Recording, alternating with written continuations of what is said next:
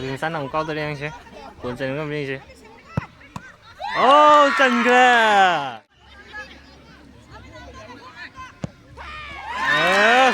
cuốn chân kìa mong là cầu đó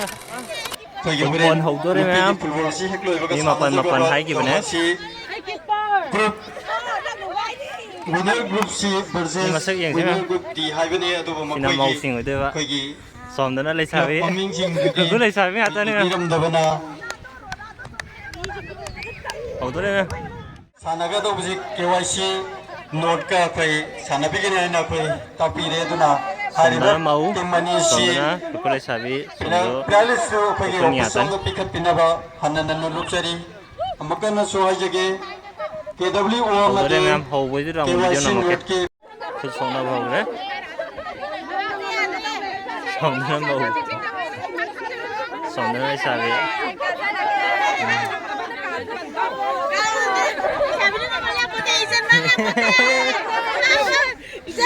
Lấy sao biết nữa mà mau đi xem nha.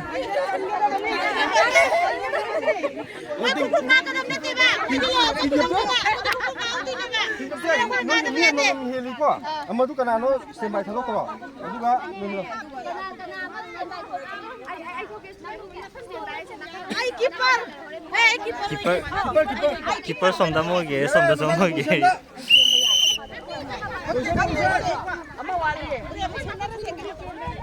Hầu tôi đang ấy mà tay khá là tốt kìa. Yam nungai ba pao mana masana asi ki damakta ahan ba goal san ba misak ka da koi Hồi cậu dai mai pa ki cậu xin này cậu có lâu sel ki mana pi ga ni hana lau pi dai masi ki damakta zu se ba thak pa photok sari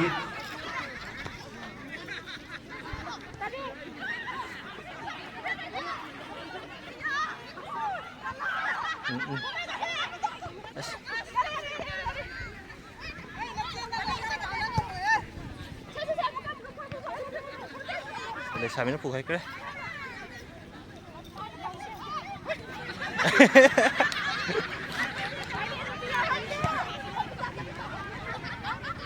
để xài mà xem pass pin ở đây đấy màu chứ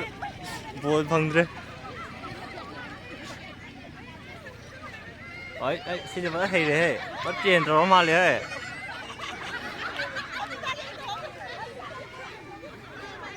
ô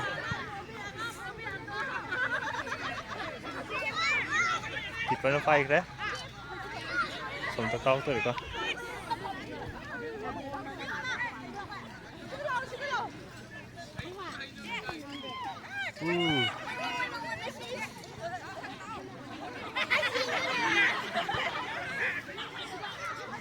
để xài pin nó phay lên đó màu sẽ phay ngâm đây rồi có để xài pin nó buồn phay ra không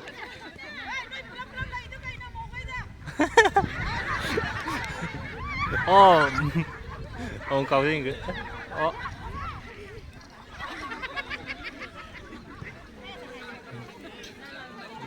áo ta cái này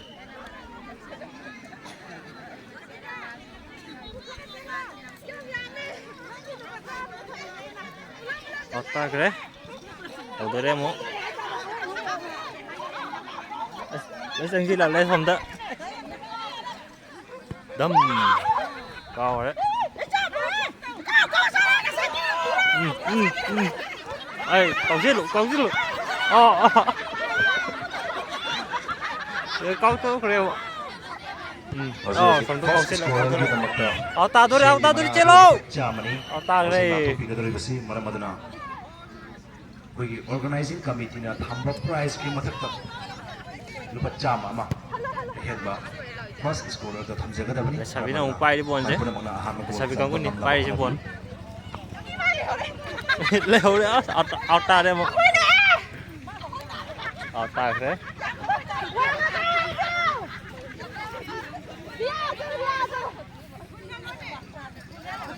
đâm ô đây đấy thì phải câu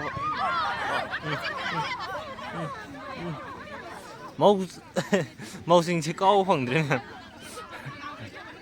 các cô có để xài pin này lên đi ꯀꯥꯎꯔꯦ ꯑꯁ goal ꯆꯜꯂꯝꯗꯥꯏꯁꯤꯗ ꯄꯩꯒ꯭ꯔꯦ out ꯇꯥꯈ꯭ꯔꯦ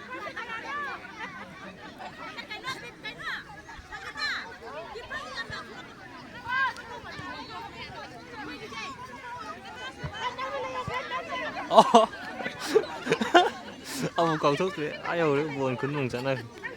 ꯏꯁꯤꯡ ꯃꯥꯏꯁꯤꯡ ꯊꯛꯅꯤꯡꯕ ꯌꯥꯎꯔꯒꯁꯨ ꯑꯗꯨꯝ ꯅꯥꯀꯟꯗ ꯊꯣꯛꯑꯒ ꯑꯗꯨꯝ ꯊꯛꯄꯤꯌꯨ ꯀꯩꯁꯨ ꯀꯥꯏꯗꯦ ꯍꯥꯞ ꯐꯥꯗ꯭ꯔꯒꯁꯨ ꯑꯗꯨꯝ ꯊꯛꯄꯤꯌꯨ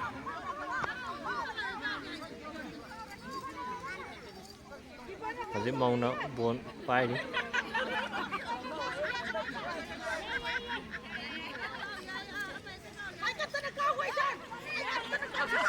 ꯁꯦ ꯃꯧꯅ ꯀꯥꯎꯕꯁꯦ ꯀꯃꯥꯏꯅ ꯀꯥꯎꯅꯤ ꯁꯤ ꯃꯌꯥꯝ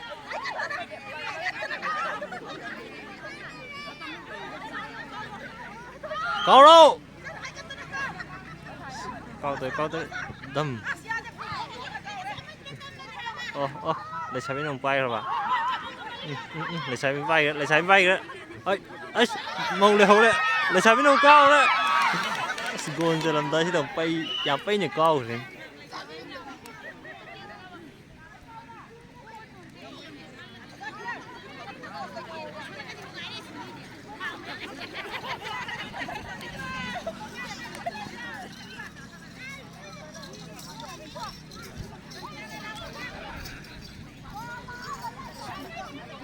ꯃꯧꯅ ꯕꯣꯜ ꯀꯥꯎꯗꯣꯔꯦ ꯃꯧꯅ ꯕꯣꯜ ꯄꯥꯏꯔꯤ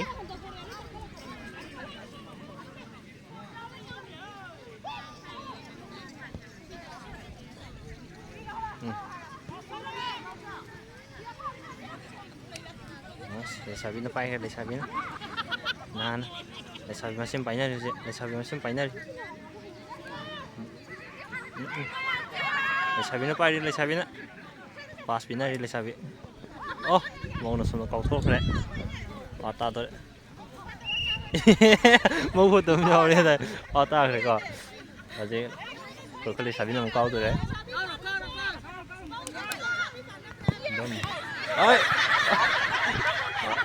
ꯃꯧꯅ ꯄꯥꯏꯈ꯭ꯔꯦ ꯂꯩꯁꯥꯕꯤꯅ ꯑꯃꯨꯛ ꯆꯪꯁꯤꯟꯈ꯭ꯔꯦ ꯂꯩꯁꯥꯕꯤꯅ ꯄꯥꯏꯈ꯭ꯔꯦ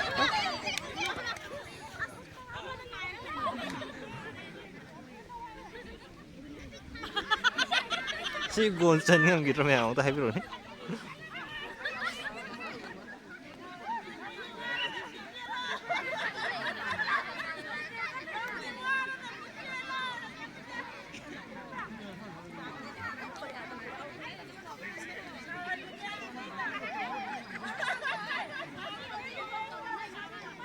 ꯕꯣꯜꯁꯦ ꯂꯩꯔꯦ ꯗꯝ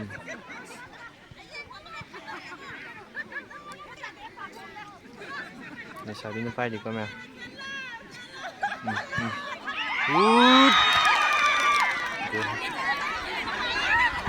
ꯒꯣꯜ ꯆꯜꯂꯤ ꯅꯠꯇ꯭ꯔꯣ ꯍꯧꯖꯤꯛꯇꯨꯕꯣ ꯃꯥꯅꯦ ꯆꯜꯂꯤꯅꯤ ꯅꯠꯇꯦ ꯆꯟꯗꯦ ꯑꯁ ꯑꯥꯎꯠꯇꯒꯤ ꯑꯣꯏꯔꯝꯃꯤ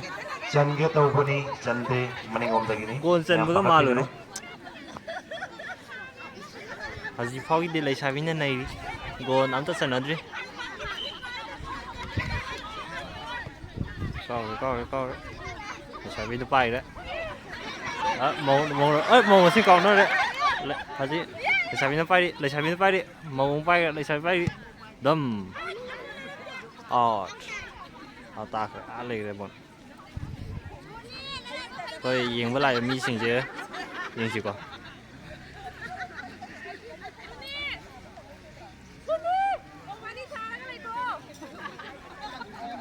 ꯁꯤꯅ ꯌꯦꯡꯕ ꯂꯥꯛꯄ ꯃꯤꯁꯤꯡ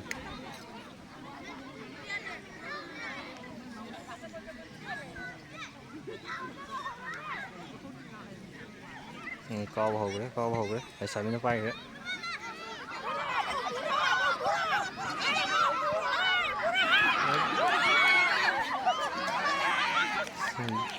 ꯂꯩꯁꯥꯕꯤꯗꯤ ꯀꯤꯄꯔ ꯍꯩꯍꯦ ꯀꯥꯏ ꯂꯩꯁꯥꯕꯤ ꯄꯥꯏꯔꯦ ꯂꯩꯁꯥꯕꯤꯅ ꯌꯥꯝ ꯄꯥꯏꯔꯤꯗꯨꯕꯣ ꯃꯧꯅ ꯄꯥꯏꯈ꯭ꯔꯦ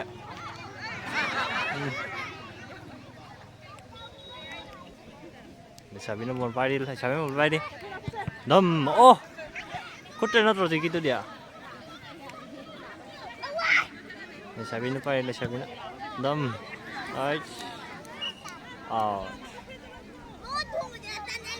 ꯒꯣꯜ ꯆꯟ ꯉꯝꯗ꯭ꯔꯤ ꯍꯧꯖꯤꯛ ꯐꯥꯎꯒꯤꯗꯤ ꯃꯌꯥꯝ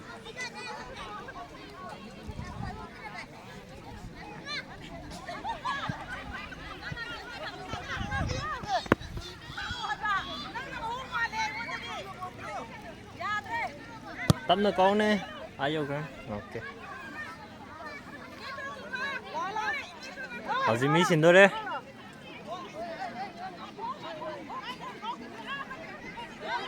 mau kia như mà xin gitu đấy như mà xin cái đấy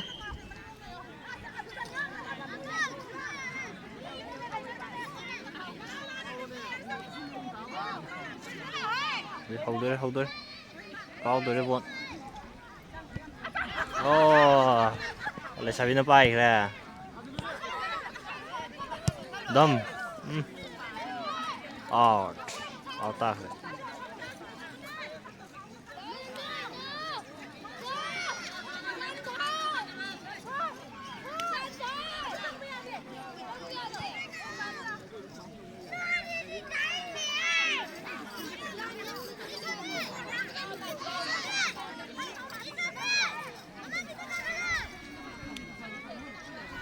đây là sabi tim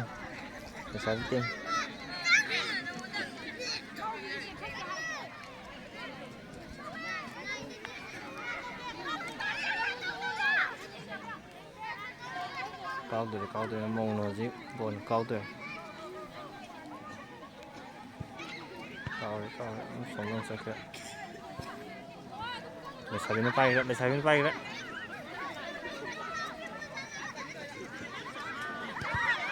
cao xin rồi đấy keeper sih di mấy giờ gini buồn nhá keeper nih kah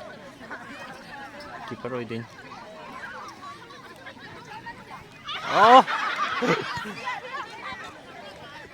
sửa dữ lấy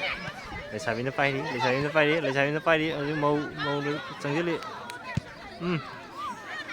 ao ta rồi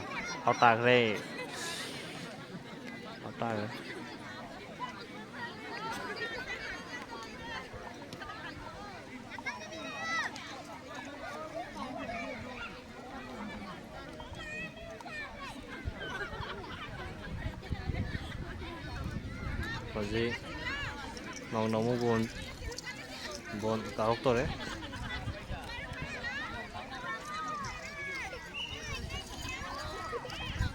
đâm coi đâm ơi ai rồi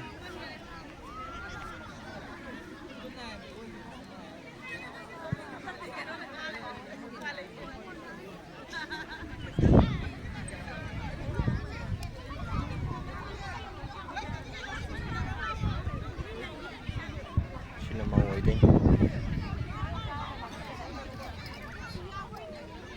không tới đấy không cao tới đấy xin tay xin đấy bay đấy để xài nó bay đấy ấy để xài cái xe gì bị giặt đấy ông cầu thôn nào đấy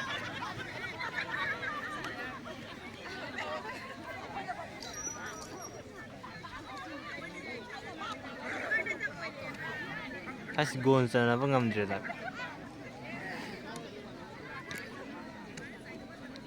hầu đây lấy sabi nó hầu to đấy lấy sabi buồn bay đi thôi buồn bay đi màu nó cầu to đấy lấy sabi nó bay đi lấy sabi mình sang nó ấy màu nó phải to đấy lấy sabi nó bay đấy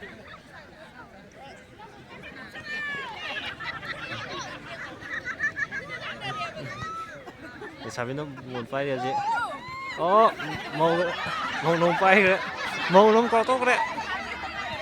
để sao biết ôi còn chân ra còn nó gì 0-0 ni lấy chứ màu gì số để sao biết rồi còn năm tức giận là trên còn không hầu đấy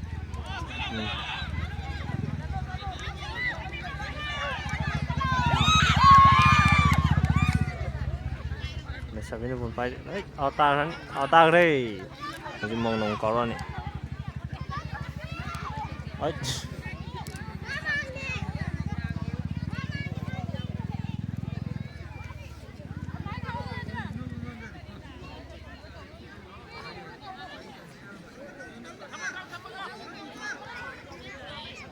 hꯧꯖꯤꯛ ꯍꯧꯗꯣꯔꯦ ꯃꯧꯅ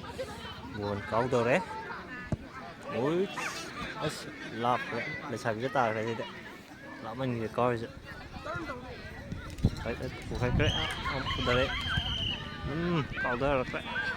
ꯂꯩꯁꯥꯕꯤꯅ ꯑꯃꯨꯛ ꯄꯥꯏꯈ꯭ꯔꯦ ꯍꯧꯖꯤꯛ ꯂꯩꯁꯥꯕꯤ versus ꯃꯧꯒꯤ football match first half ꯂꯣꯏꯈ꯭ꯔꯕ ꯐꯥꯎꯕꯗ goal ꯑꯃꯠꯇ ꯆꯟꯅꯕ ꯉꯝꯅꯗ꯭ꯔꯤ ꯌꯦꯡꯁꯤ ꯁꯦꯀꯦꯟ ꯍꯥꯞꯇ ꯀꯔꯤ ꯊꯣꯛꯀꯗꯕ ꯑꯗꯨꯒ ꯌꯥꯝꯅ ꯏꯝꯄꯣꯔꯇꯦꯟ ꯑꯣꯏꯕ ꯇꯣꯔꯅꯥꯃꯦꯟ ꯑꯁꯤꯒꯤ ꯁ꯭ꯄꯣꯔꯠꯁ ꯑꯁꯤꯒꯤ ꯐꯨꯠꯕꯣꯜꯒꯤ ꯑꯣꯏꯕ ꯑꯅꯤꯁꯨꯕ ꯁꯦꯃꯤꯐꯥꯏꯅꯦꯜ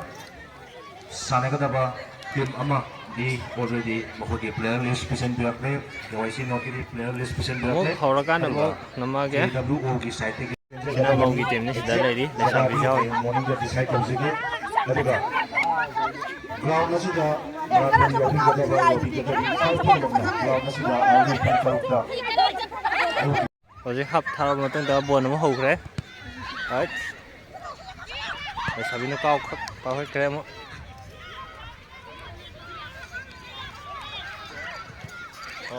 ꯃꯧꯅ ꯑꯃꯨꯛ ꯀꯥꯎꯈ꯭ꯔꯦ ꯂꯩꯁꯥꯕꯤꯅ ꯀꯥꯎꯁꯤꯟꯈ꯭ꯔꯦ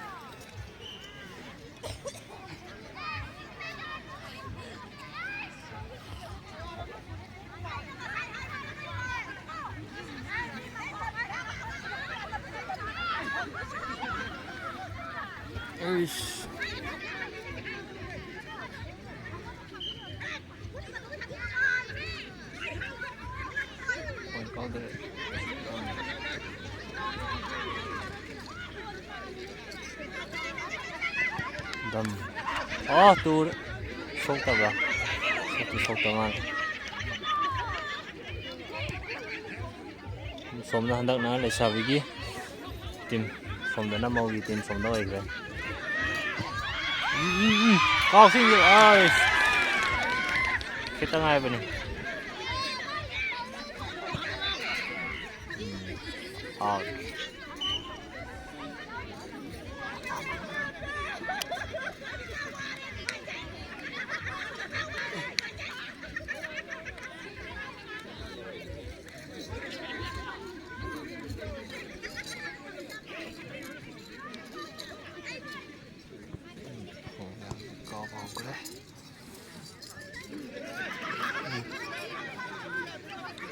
lệ paigi buồn aja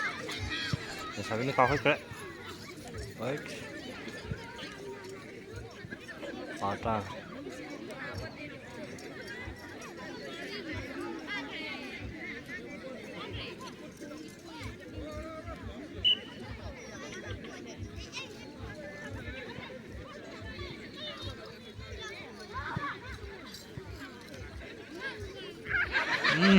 tukau di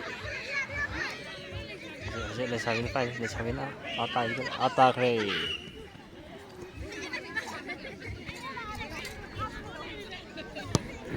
le sabin ho le sabin nó buồn cân pai đâu chứ màu nó có câu được bảo lâu thế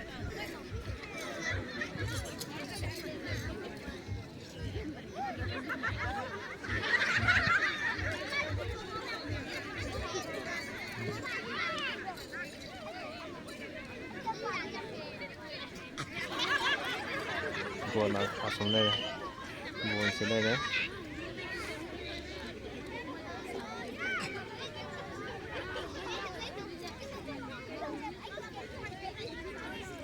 sẽ bị nó buồn hầu đó đấy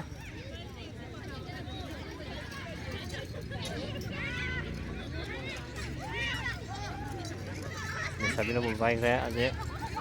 mong nó buồn vai đấy anh chị sẽ bị nó vai đấy để sẽ bị nó vai đi rồi chị màu có hết cái đấy để xem nó có hết cái màu nó có thôi đấy để xem nó có đấy gol nó pushing đấy outa kre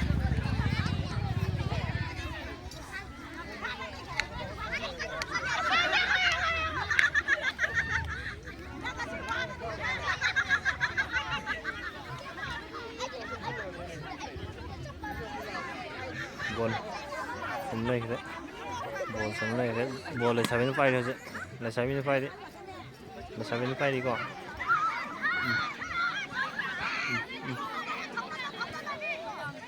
เลยใช้เป็นบอลกันไฟเดียวสิเลยใช้เป็นบอลไฟดิมองตาหน้าดิเอ้ยโกลมันต้องก้าวสิ่งเลยดูบุษงมองตัว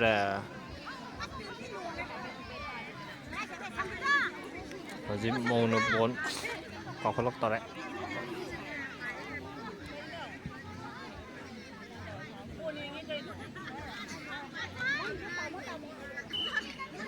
บอลเขาเลยบอลเขาเลยเขาเลยมองเลยเขาเลยอ๋อเลยใช้เป็นน้องเขาคุดอะไรกันเลยเลยใช้เป็นสารน้องไปเ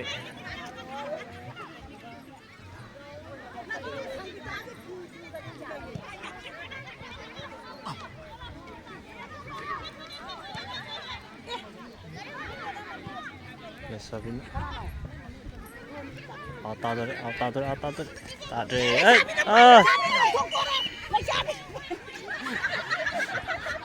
aja mau nungguin kau nih lesabin kau udah otak ya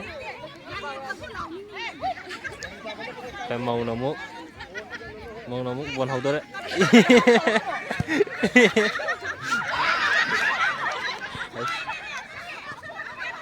lesabin tuh mulai di mau kiper apa kayak buang mana ke hau deh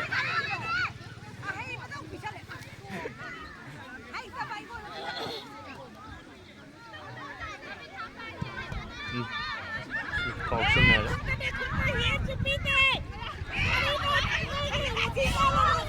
Henjau sama.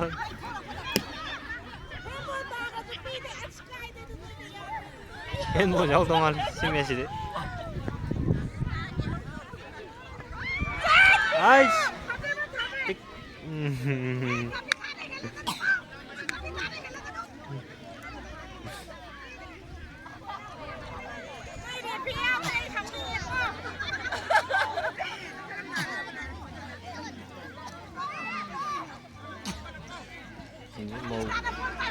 Mau nông bay rồi, để xả bên nông bay rồi, để xả bên nông bay rồi. Để xả bên bay đi, để xả bên xem pass tông rồi đi, để xả bên nông cao rồi, màu nông cao rồi, ô, keeper sút cao cái tàu đấy.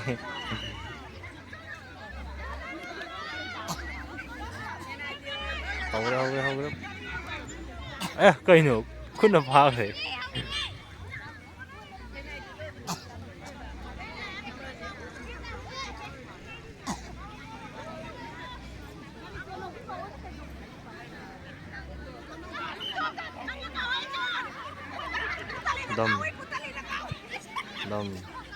Dom lấy sabi nó phải đấy, anh phải đi, anh lấy sabi nó phải đi, lấy sabi nó xem pass mình đi, sekarang đi kira, lấy sabi nó phải đi aja, lấy sabi nó pun phải kira, aja mau nó buồn tan đi, aja phao đi. Ôi, để sabi nó phải đi gì? Màu nồng cao tốt rồi, otak đấy.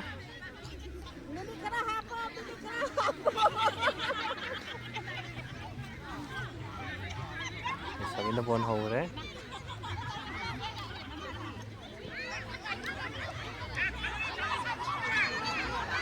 Màu nó bay đấy, để sabi nó cao có lẽ. Để sabi nó bay đấy, để sabi nó bay đi, là gì? Để sabi nó bay đi, có cái, để sabi nó sẽ bay nữa đi. Ôi, yam nó lắp nó cao rồi. Có gì màu nó muốn buồn cao tốt đấy, cao nó cao tốt đấy. Nhìn chứ.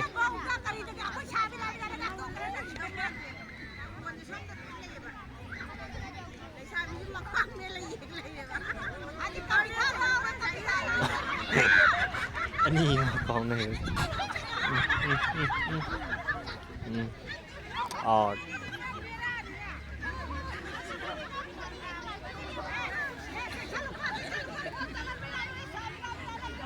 ꯂꯩꯁꯥꯕꯤꯅ ꯕꯣꯜ ꯑꯃꯨꯛ ꯀꯥꯎꯗꯣꯔꯦ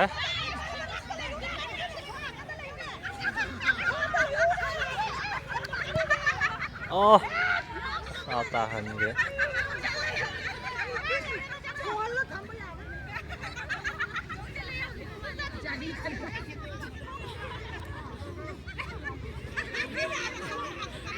ꯃꯧꯅ ꯕꯣꯜ ꯀꯥꯎꯒꯗꯧꯔꯦ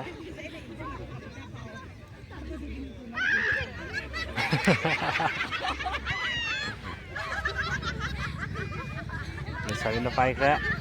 ꯂꯩꯁꯥꯕꯤ pass ꯄꯤꯔꯦ ꯀꯥꯎꯁꯤꯜꯂꯣ goal ꯆꯟꯕ ꯉꯝꯗꯧ ꯃꯥꯟꯗ꯭ꯔꯤꯗ ꯂꯩꯁꯥꯕꯤꯅ ꯄꯥꯏꯔꯦ ꯃꯧꯅ ꯄꯥꯏꯔꯦ ꯂꯩꯁꯥꯕꯤꯅ ꯀꯥꯎꯈꯠꯂꯦ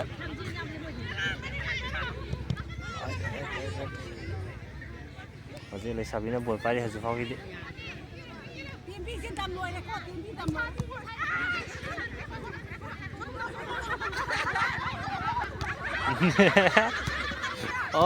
ꯇꯥꯔꯅꯤ ꯇꯥꯗꯦ ꯂꯩꯁꯥꯕꯤꯅ ꯕꯣꯜ ꯄꯥꯏꯔꯤ ꯀꯥꯎꯁꯤꯟꯅꯔꯤ ꯑꯩꯈꯣꯏ ꯃꯧ ꯑꯣꯏ ꯑꯩ ꯁꯣꯝꯗ ꯇꯥꯗꯦ ꯂꯩꯁꯥꯕꯤ ꯃꯁꯦꯟ ꯄꯥꯏꯅꯔꯤ ꯃꯧꯅ ꯀꯥꯎꯈꯠꯂꯛꯈ꯭ꯔꯦ ꯍꯧꯖꯤꯛ ꯂꯩꯁꯥꯕꯤ ꯕꯣꯜ ꯄꯥꯏꯔꯤ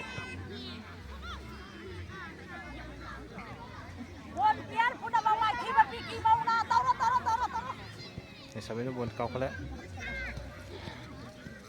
lꯩꯁꯥꯕꯤ ꯄꯥꯏꯔꯤ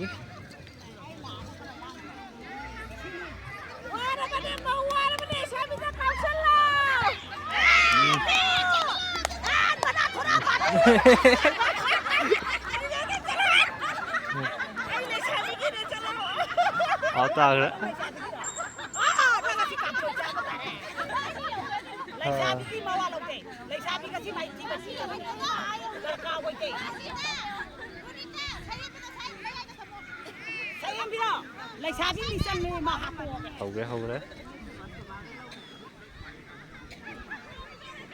hầu sao bây giờ nó buồn tay đi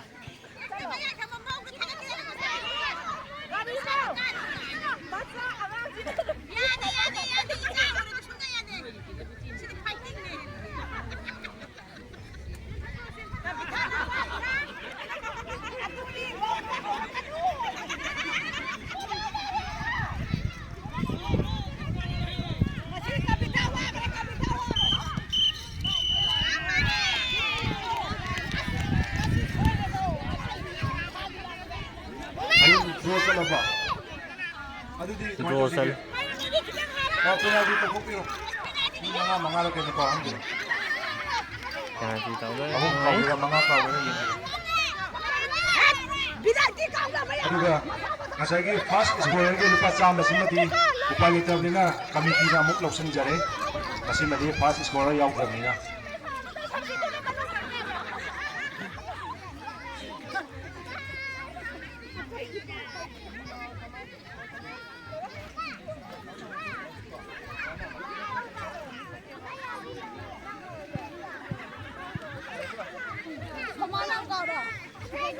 Susto है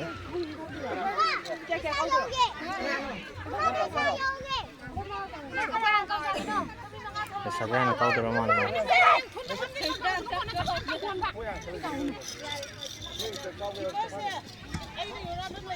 Center referee Arunda wapam makak thamjage somdege takpira pai matungina ahum khatang kahon biro na takpirai ahum khatang kahon biro aduga marak tharna ani super semi final sanagadaba KWO team ge player list pikat pire amtang pathok sake Sanjoy goalkeeper captain PA Somozit jersey number 6 Gopichan jersey number 17 Emmanuel jersey number 4 Roman jersey number 12 Renedy jersey number 10 Punsiba jersey number 2 Jamesona jersey number 9 Leo jersey number 7 Aimba jersey number 8 Saulin jersey number 11 hariba player taraga mathoi asina KWO represent tawbigani yaragadi timani mak dress up tawbiro warm up tawbiro pilgadi khoi warm up tawbigi tanja pijaro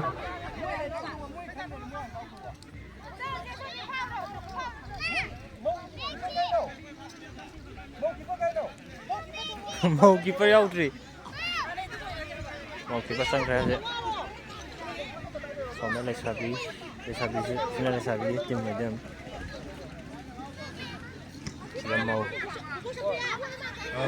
Alun kinta biyo atay players ang paman biyo liap dehan biyo ano paman biyo tim mani makin nakan da lesabi tim paman biyo mau tim paman biyo kau ko potong level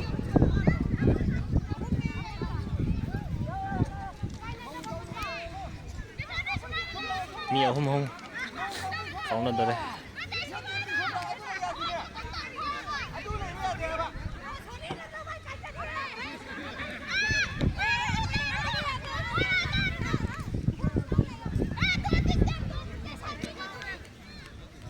mau gì sẽ cả câu tên này sẽ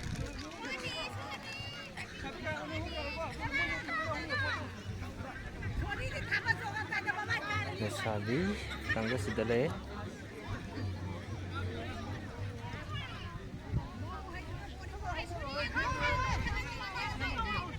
hojik kanari kanana hana kau din na to yin se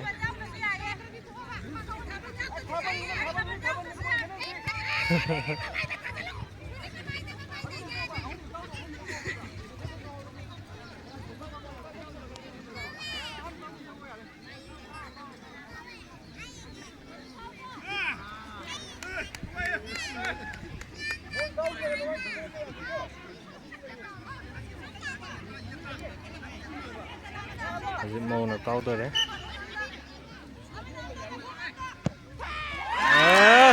gol chân cái mau na kau đó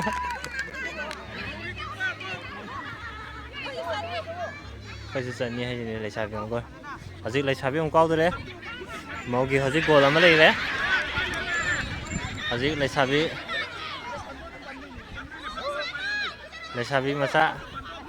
masa nằm kau to đấy anh chứ gol chân không biết chứ oh chân kira draw salah sih 1-1 Lesabi mau hojik mau kau to đấy